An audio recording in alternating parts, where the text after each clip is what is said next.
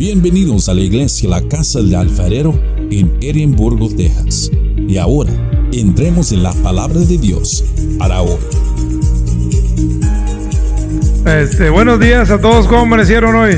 Vamos a iniciar nuestro estudio hoy y agarren sus Biblias, por favor, y abran sus Biblias en el capítulo 9. Estamos en el versículo 26 y vamos a estar hasta el 31, versículo 31. Vamos a hacer una oración porque necesitamos darle gracias a Dios por un día tan maravilloso que nos está regalando y porque tenemos la bendición de haber sido elegidos hoy en este día para escuchar el mensaje que Dios tiene preparado para nosotros. Padre Santo, te damos gracias, Señor, hoy en este día, porque tu misericordia son eternas, Padre, porque tus misericordias son para siempre, porque la característica es tu amor, Señor, es tu misericordia y tu justicia, Padre. Todo va de la mano, porque tú eres un Padre bueno y maravilloso. Te damos gracias, Señor, porque este día nos levantamos con una oportunidad más, Señor, para escuchar de ti y para conocerte, Padre, para arrepentirnos de nuestros pecados, sobre todo para ir en arrepentimiento, Señor, porque es necesario sabernos pecadores, Padre, para poder recibirte, para recibir tu bendición, Señor. Gracias por cada una de las personas, Señor, que están hoy aquí dispuestos a escuchar de ti. Gracias por este día tan maravilloso, Padre. Todo esto es en el nombre de nuestro Señor Jesucristo. Amén. Capítulo 9, y vamos a empezar en el versículo 26. Nuestro encabezado se llama Saulo en Jerusalén. Se lo voy a leer porque, como les dije, hay poco tiempo y hay mucho de qué hablar. Dice el versículo 26 dice: cuando llegó a Jerusalén, trataba de juntarse con los discípulos, pero todos le tenían miedo, no creyendo que fuese discípulo. Entonces Bernabé, tomándole, lo trajo a los apóstoles y les contó cómo Saulo había visto en el camino al Señor, el cual le había hablado, y cómo en Damasco había hablado valerosamente en el nombre de Jesús. Y estaba con ellos en Jerusalén, y entraba y salía. Y hablaba denodadamente en el nombre del Señor, y disputaba con los griegos. Pero, otra vez el pero, estos procuraban matarle. Cuando supieron esto los hermanos, le llevaron hasta Cesarea y le enviaron a Tarso. Entonces las iglesias tenían paz por toda Judea, Galilea y Samaria, y eran edificadas, y andando en el temor del Señor, se concentraban fortalecidas por el Espíritu Santo. Amén. Miren, si bien nos damos cuenta de algo, como les dije, estamos ya a mitad del año, estamos en mayo.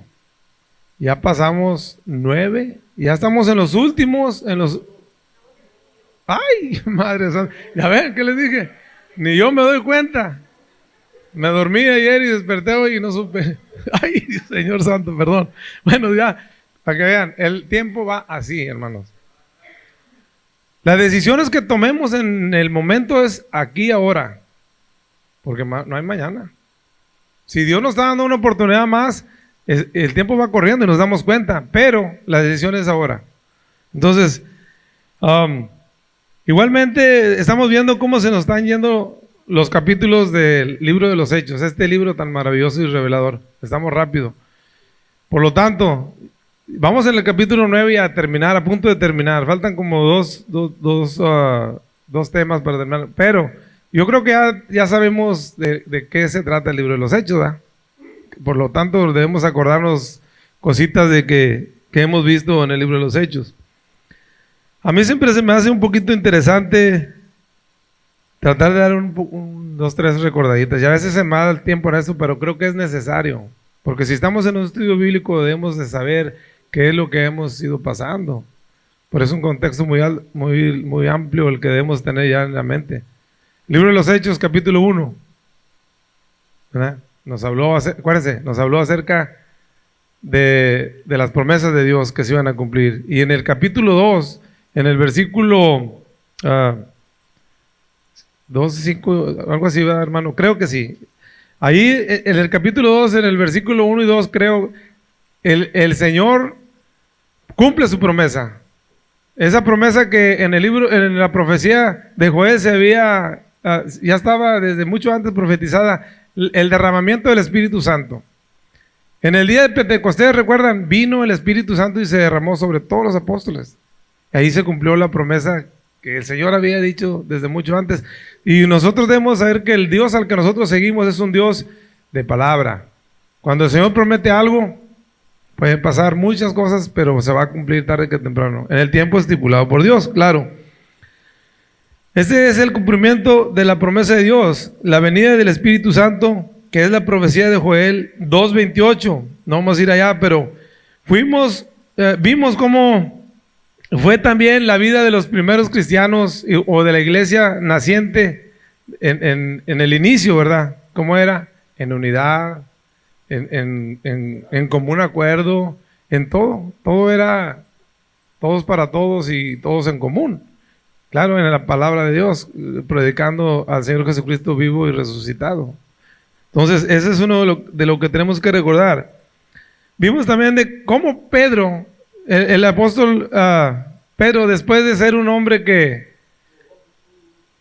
todas sus debilidades y todo lo que encerraba en su anterior vida, después de que recibió el Espíritu Santo ese día, de inmediatamente un poder tan tremendo para predicar, y se paraba enfrente de públicos y masas grandes y predicaba al Señor con una fuerza que todos se quedan sorprendidos, ¿verdad? Porque cuando el Espíritu Santo viene a tu vida, haces cosas y dices cosas que ni te imaginabas que ibas a decir. Fuimos testigos de esta obstinada, ¿cómo se diría? Rechazo tras rechazo de líderes, de judíos, de algunos judíos, líderes religiosos, a todo lo que tuviera que ver con el Evangelio de Cristo. Todo el que hablaba acerca de nuestro Señor Jesucristo, le ponían un alto, le ponían pretextos, lo querían desacreditar siempre, hasta llegar a la muerte, hasta llegar y quitarlo del medio por completo, ¿verdad? Ellos tenían un corazón totalmente duro, y no pensaban más allá de lo que ellos creían. Pedro, como les dije, era un hombre que predicó como Juan el Bautista cuando vino mostrando el camino del Señor. ¿Qué fueron las primeras palabras que ellos nos mostraron para que pudiéramos entrar al camino y llegar al reino? Arrepentimiento, señores. Aquí la clave es: arrepiéntete de tus pecados y cree en el Señor Jesucristo y serás salvo. Dice la palabra de Dios que sin arrepentimiento no hay, está más claro que el agua. Entonces, no podemos ir a Dios si no nos hemos arrepentido y no hemos sabido que somos pecadores. Todos los días pecamos. Por más bueno que seas, ante los ojos de Dios eres pecador. Dice la palabra, por lo cuanto que todos pecaron y estamos destituidos de la gloria de Dios. Pero por la gracia del Señor, Él nos tiene una oportunidad más para nosotros. Cada día tenemos una oportunidad. Por eso, mientras que vivas y te despiertes, tienes una oportunidad, pero no te esperes hasta el final. Tómala. En el capítulo 7, en el versículo 58, se nos muestra cómo un joven diácono, hombre de Dios, es arrestado porque se decidió a predicar el Evangelio de Cristo. Es arrestado hasta llegar a la muerte en apedreamiento. ¿Quién fue ese hombre de Dios? ¿Recuerdan? Primer mártir de la iglesia, Esteban, un hombre piadoso, un hombre con las características que toda persona que sirve en la iglesia debemos de tener. Ahí está la guía para nosotros. El libro de los Hechos nos muestra cómo debe ser la iglesia de Cristo, limpia, cómo debe ser un seguidor, un creyente en el Señor Jesucristo. Ahí están las características, no tenemos que preguntarle a nadie. El Señor nos está diciendo todo aquí. Después de este acontecimiento, de la muerte de Esteban, se desencadena una gran cruzada de persecución contra los seguidores de Cristo. ¿Recuerdan? Esa terrible y cruel persecución, ¿recuerdan quién fue el hombre que la encabezó? ¿Se acuerdan? Exacto, Saulo de Tarso es ese hombre que antes de convertirse al Señor Jesucristo era Saulo, y después de su conversión se llamó el apóstol Pablo. Ese hombre es el que nos está encerrando nuestra atención en los últimos estudios, porque tiene una vida tan tremenda que nos deja unas enseñanzas. Vimos que este hombre caminaba por la vida con un propósito, con propósitos muy claros, que su misión, que cuando iba camino de Damasco, él no tenía duda de lo que iba a hacer. Estaba definido su trabajo, a lo que él iba a Damasco. ¿A qué iba a Damasco cuando salió de Jerusalén? Él iba a arrestar. Él tenía un celo tan grande que creía que todos los seguidores de Cristo era una secta falsa, que atentaba contra las cosas que Dios tenía estipuladas. Él tenía mucho celo por lo que él creía. Y realmente él no estaba tan mal, porque él estaba defendiendo la ley. Él estaba adentro de lo que marca su ley, pero desgraciadamente, volvemos a lo mismo. No es como yo pienso, no es como yo quiero, no es como yo creo, es como Dios manda las cosas. Muchas veces tenemos esa mala idea de que, es que yo así creo que Dios. No es como yo creo, es como Dios manda y ordena. Y aquí está como Dios quiere que cada uno de sus hijos se conduzca.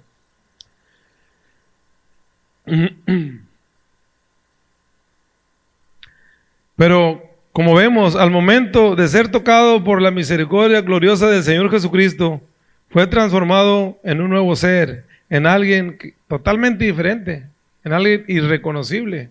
Ahorita lo vamos a ver más adelante. Es importante entender que solo por la gracia de Dios es que se nos fue derramada toda esa esperanza. Y es a través del Señor Jesucristo y por la obra del Espíritu Santo que podemos ver la transformación de cada una de las personas. Dios hace la obra. Nosotros no hacemos nada, señores. Nosotros podemos poner la semilla ahí, pero por más que nosotros seamos tercos en llamar a una persona, no va a pasar nada. El Señor es el que te va a mover. El Señor es el que te toma y te trae. Pero tenemos que estar ahí nosotros sembrándole aquí, sembrándole de paz, invitando a este, invitando al otro. Ese es nuestro trabajo. Hablarle de ese Cristo, de ese Dios al que nosotros seguimos, que es un Dios que hace cosas nuevas y mejores. Puede ser bueno, como dije, pero no eres bueno ante los ojos de Dios. Hay muchas cosas que nos faltan para ser dignos de ser seguidores del Señor. Tenemos que luchar cada día por eso, ¿verdad? Ok. Algo en que debemos poner atención es cómo la vida de este hombre, en muchas de las características de esta vida, y lo que muchas veces vamos por la vida pensando y haciendo cosas, como les dije ahorita. Pablo estaba en su verdad. Él estaba convencido de lo que quería hacer y lo que quería realizar. Y nosotros muchas veces, como les dije, vamos por la vida pensando que lo que hacemos le agrada a Dios. Pensando que yo soy bueno con mi hermano, lo amo, le aguanto todas sus cosas, lo soporto, yo soy bueno con mi vecino, yo le ayudo a él si tiene un problema, soy una buena persona, tengo todo en mi casa, pues ¿qué me falta? Dios me bendice, así Dios me bendice, yo creo que así está bien. Hablé con una persona y me dijo, no, pues mira, yo tengo todo, yo soy buena persona, tengo más fe que las personas que van a la iglesia. Le dije, no sabemos, ¿verdad? Pero yo creo, ella me dijo 3 veces en ese ratito, yo creo que así es como Dios quiere. Y yo le dije, mira, te voy a decir algo porque te quiero, porque los estimo como familia. No es como tú creas. Las cosas aquí no se hacen como nosotros creemos, se hacen como Dios dice.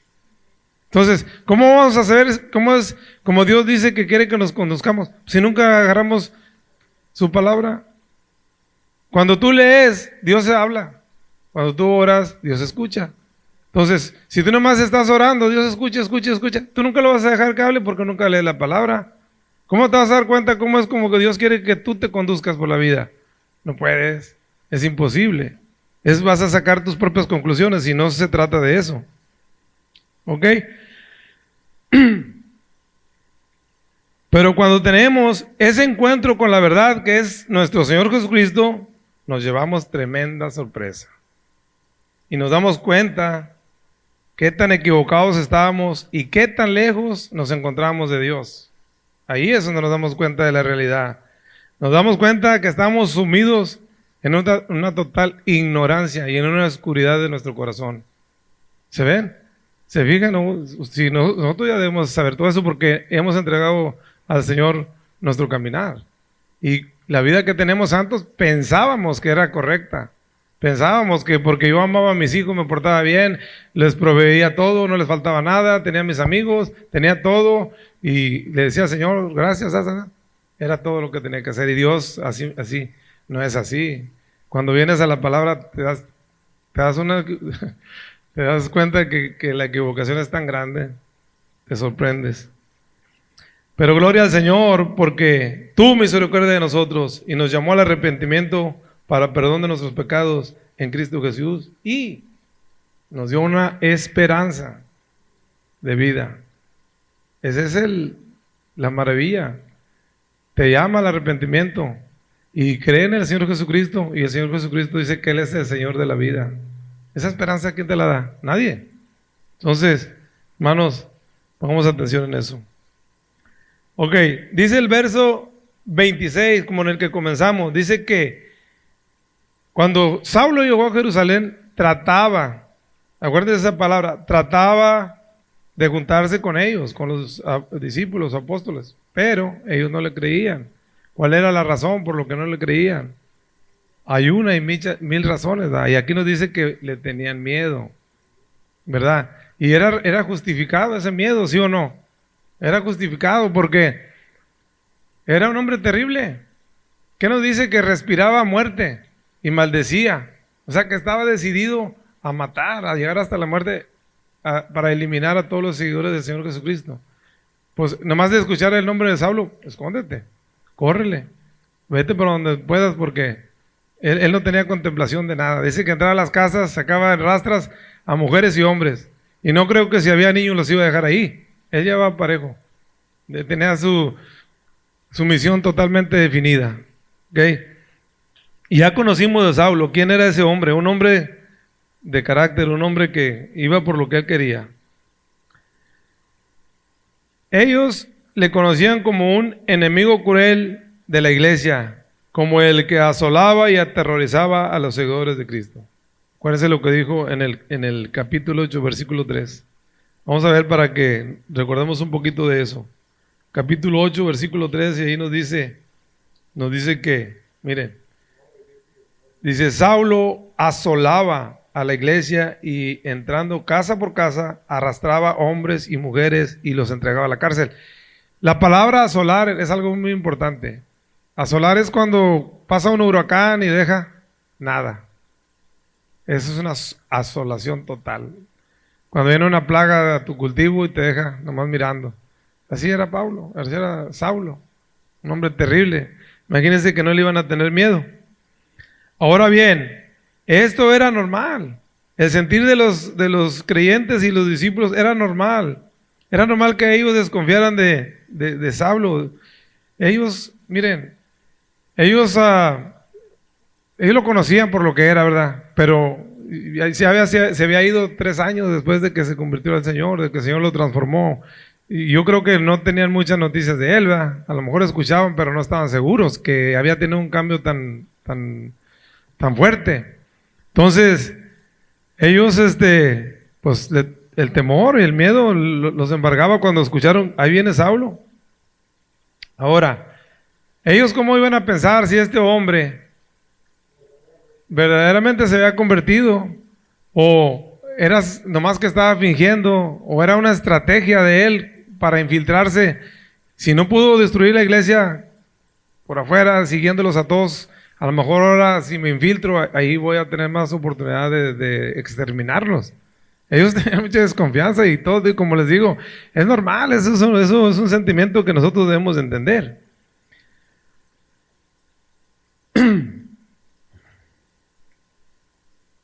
Esto mismo, miren, esto mismo que estamos viendo lo vimos al inicio en el capítulo 9, en el versículo 21. Vamos al versículo 21 del capítulo 9. Miren cómo dice ahí. que dice, todos los que le oían, cuando él ya se convirtió, dice que enseguida predicaba a Cristo en las sinagogas. Él no perdió tiempo, empezó a hablar del Señor Jesucristo, que él tuvo revelaciones muy tremendas del Señor Jesucristo y comenzó a hablar de ello. Y de todos los que le oían estaban atónitos y decían, ¿no es este el que asolaba la iglesia en Jerusalén? A los que invocaban este nombre, y a eso vino acá, para llevarlos presos ante los principales sacerdotes. ¿Qué no es este hombre? Y ahora se dice que está predicando Cristo, que está al lado de nosotros. No le creían. Imaginemos por un momento el dolor tan grande que este hombre causó en toda la iglesia, en todos los miembros de la iglesia. Había causado en muchos de los creyentes mucho dolor, porque me imagino que en su asolación se llevaba hermanos, padres, hijos, de todo. Entonces muchos estaban resentidos contra él. No creas que nomás lo miraban así, le tenían miedo y resentimiento. Todo esto pasaba por su mente. Dice, y ahora, 3 años después, se aparece en Jerusalén y lo que fue tu peor pesadilla te dice, ya no soy el mismo, ahora que me quiero juntar con ustedes, ahora ya cambié. Pues como que de repente dices tú, espérate, déjame asimilarlo.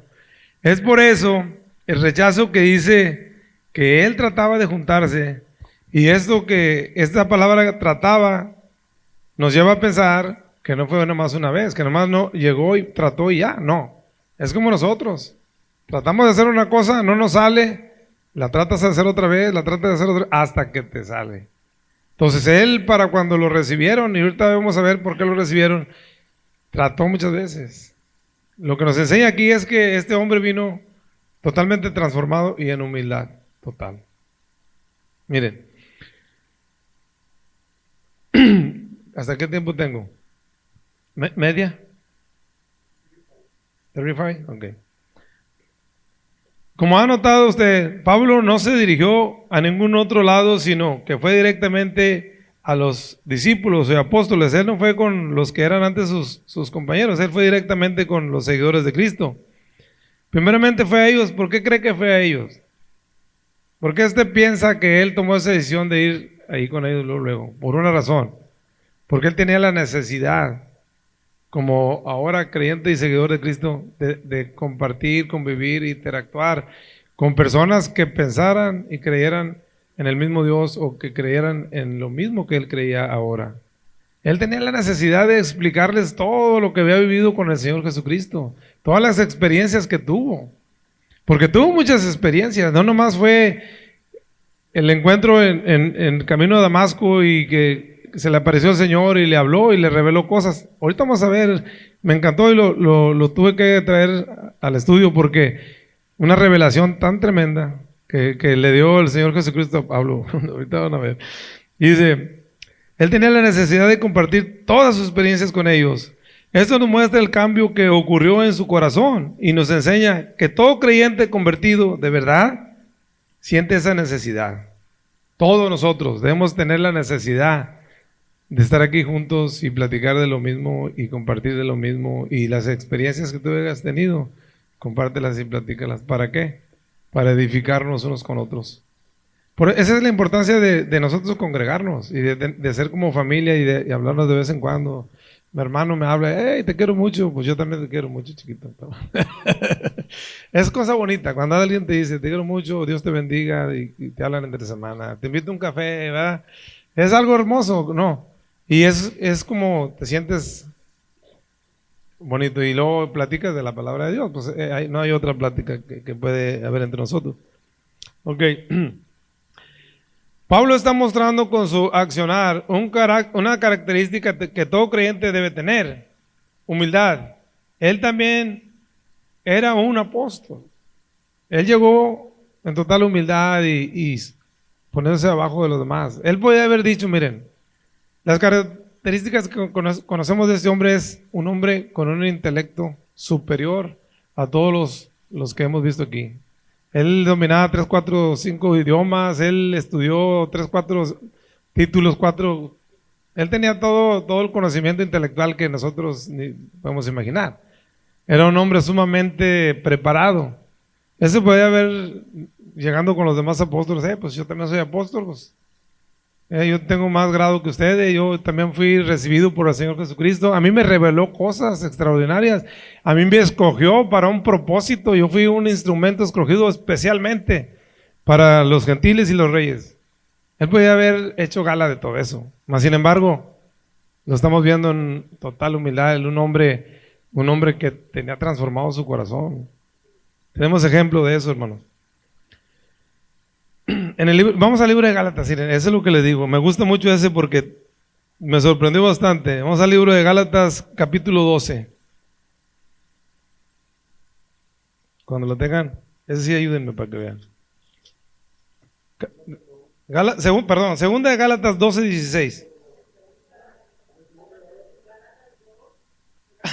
No, perdido. Gálatas 2, 12. Sí, 2:12, 1 al 16. Sí, ya me fui, ya le agregué uno más a la Biblia. Ok. ¿Sí era? O a lo mejor estoy equivocado, me equivoqué. No, me hace que me equivoqué, hermanos.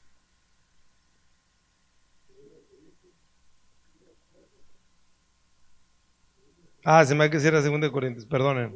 Sí, 2 de Corintios. Nomás que me emociono tanto que hasta. Sí, ok. 2 de Corintios 2, del 1 al 6. Vamos a hacerla. ¿Quieren ayudarme a leerla? Sí, era, hermano. 2 de Corintios. Sí. Miren, dice el Señor. Se lo voy a leer porque creo que los micrófonos están ahí. Dice. Se lo voy a leer desde el capítulo, del versículo 1 hasta 6, para que vean lo maravilloso de esto. Dice, ciertamente no me conviene gloriarme, pero vendré a las visiones y a las revelaciones del Señor. Sí, porque Él está hablando de lo que el Señor le reveló. No, ¿sí? ¿No es? Si conozco un hombre en Cristo que hace 14 años, si en el cuerpo no lo sé, si fuera del cuerpo no lo sé. Dios lo sabe. Fui arrebatado hasta el tercer cielo y conozco al tal hombre. 12. ¿Sí, verdad? Sí, es lo que dije yo. Lo que quiero que vean es en este capítulo y en este versículo, lo que les dije, la revelación tan grande que el Señor le dijo al apóstol Pablo, lo llevó al tercer cielo, dice. ¿Dónde es el tercer cielo? ¿Dónde está el Padre? Bien, vean, lo que les estoy diciendo, él podía haberse enorgullecido de eso. Él tenía revelaciones tremendas de parte de Dios, visiones, le mostró todo lo que había que hacer.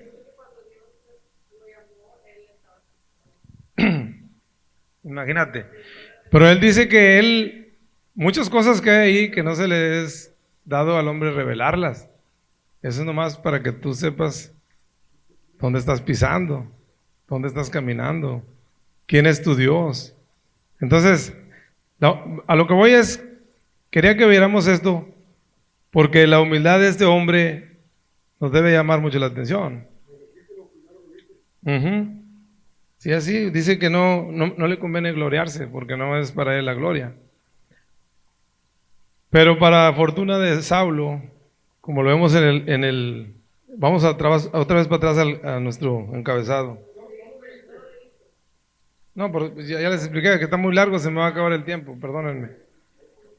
Nomás quería que lo vieran, ustedes ya lo tienen, ustedes pueden leerlo, ¿verdad? Pero se nos acaba el tiempo y lo que quiero resaltar era eso, que Saulo se podía haber gloriado y vanagloriado de todo eso, mas sin embargo no lo hizo. Él tenía demasiadas cosas que el Señor le había revelado para ser quien es. ¿Ok? Para fortuna de Saulo, hablando de que no lo querían recibir y que lo estaba intentando muchas veces, una vez más vemos cómo el Señor interviene y manda una ayuda idónea. Igual como recordamos, cuando Saulo tuvo el encuentro con el Señor que quedó ciego, que fue a la casa de Judas en Damasco, El Señor intervino y mandó a un hombre para que ese hombre fuera una ayuda para Saulo. ¿Se acuerdan del nombre de ese hombre? Ananías. Ananías, por medio de Ananías, el Señor actuó y Ananías impuso las manos a Saulo, recobró la vista y recibió el poder del Espíritu Santo. El Señor obra. Ahora una vez más lo estamos viendo. Manda a un hombre que está ahí cerca, un hombre piadoso, un hombre de Dios, Bernabé. Bernabé toma la acción, interviene a favor de Saulo y como comienza a hablarles a los discípulos de la conversión de Saulo, que no deben de temer miedo, que el Señor... Sí, dice, entonces Bernabé tomándole lo trajo a los apóstoles y les contó cómo Saulo había visto en el camino al Señor, el cual le había hablado, y cómo en Damasco, hablando valerosamente en el nombre de Jesús, él testificó a nombre de Saulo. Entonces, aquí vemos como una vez más el Señor tiene a bien ayudarnos. Bernabé, su sobrenombre era Hijo de Consolación. Bernabé allá por más atrás lo vimos, ¿se acuerdan? Cuando hizo su aparición, cuando la iglesia estaba en común acuerdo, que vendían sus propiedades y las entregaban para que todos fueran en comunidad, se sirvieran de ello. Bernabé vendió su propiedad y la puso a los pies de los apóstoles para que los que necesitaban estuvieran bien. Entonces se le llamó Hijo de Consolación, un hombre que lleva consuelo a los demás, un hombre que tiene amor por los demás. Y una vez más aparece aquí para intervenir a favor de Saulo. Como les dije, el nombre de Bernabé era José, su nombre natural. Los discípulos le habían puesto Bernabé por sobrenombre, y esto por su carácter compasivo, porque como ya dijimos, el nombre Bernabé significa hijo de consolación. Este hombre mostraba por los demás un amor, una misericordia se le puede llamar. Entonces los apóstoles vieron eso, y estas características eran que este hombre traía consuelo a los demás. Vimos la aparición de Bernabé allá, pero también en el capítulo 13 más adelante se habla también otra vez, y vemos cómo a partir de ahí Pablo y Bernabé se convierten como en una pareja que dura mucho tiempo juntos, que salen en muchas misiones de evangélicas juntos, que hacen muchas cosas juntos, se convierten en dos grandes amigos. Por lo tanto, vemos que si creen en el testimonio de Bernabé y los apóstoles, porque acá nos dice que después ellos lo dejaron, que entre ellos que entraba y salía de Jerusalén con tranquilidad. Ya después que él les habló que Saulo si era verdad lo que estaba diciendo, ellos tuvieron calma y ya lo dejaron que participara con ellos. Por eso es necesario resaltar la bendición tan grande que todo cristiano, no nomás, aquí vemos algo maravilloso, pero es muy bonito que todos nosotros tengamos un amigo cercano que tenga características similares, porque nos va a edificar, sí, nos va a ayudar cuando nosotros nos queramos caer o sí, te va a enderezar el camino. Eso es importante, ¿verdad? De tal manera que que notemos que la intercesión de Bernabé fue bien recibida y aceptada por los apóstoles, porque a partir de este momento, Pablo pudo dedicarse por completo a testificar del Señor. Note que al final del verso 29 hay algo importante, una consecuencia de seguir a Cristo. Ahí lo dice. Miren, al final del verso 29 dice, hablaba denodadamente en el nombre del Señor y disputaba con los griegos, pero, esa es la consecuencia, procuraban matarle. La persecución vuelve otra vez. Ahora, el hombre que era cazador se convierte en presa, y ahora el perseguidor se convierte en perseguido. Es aquí donde comienzan a resonar las palabras que el Señor le había dicho antes. Le mostraré qué tanto le es necesario padecer por mi nombre. Aquí comienza lo bueno. Ahora los que antes le temían estaban protegiéndole, enviándole lejos de los que le buscaban para matarle. Su más acérrimo enemigo, como dije, ahora estaba en el mismo propósito de servir a Dios, expandiendo el evangelio del Señor Jesucristo. Y es por eso, dice aquí en el verso 31, la iglesia tenía paz. Ya llegó un momento en que había paz. ¿Por qué? Porque el mayor perseguidor de la iglesia ya estaba del lado de ellos, ya había transformado su vida para servir a Cristo. Entonces ellos trabajaron en paz, con los líderes religiosos, todo poniendo trabas, pero no era lo mismo que Saulo, no eran tan tremendos como dijo Gustavo. Miren, ya vamos a terminar porque ya se nos acabó el tiempo. Nomás quiero hacer 4 preguntitas y nos vamos, para que se me despierten. ¿Cuál fue el propósito cuando Saulo salió de Damasco? ¿Cuál era el propósito que él tenía en su salir de Damasco de Jerusalén hacia Damasco? Cuando salió de Jerusalén hacia Damasco, ¿cuál era el propósito principal? Arrestar a los creyentes del camino. ¿Cuál fue el acontecimiento transformador que marcó la vida de Saulo? Y marcó la vida de la historia de la iglesia, hasta nuestros días. El encuentro con el Señor y la transformación de su vida, ¿verdad? El encuentro con el Señor, ese fue un acontecimiento que marcó la vida de este hombre. ¿Cuál era el nombre de la persona que impuso las manos a Saulo en Damasco, cuando estaba así? Ananías. Por último, ¿quién fue el que ayudó a Saulo cuando no lo querían aceptar en Jerusalén? Muy bien. Gracias a Dios por esto. Hagan un aplauso al Señor porque nos da grandes revelaciones. Padre Celestial.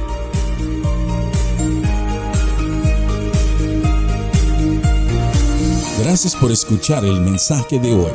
Para más información, visítanos en nuestra página web en carloscalera.us. carloscalera.us. Te bendecimos en el nombre del Señor.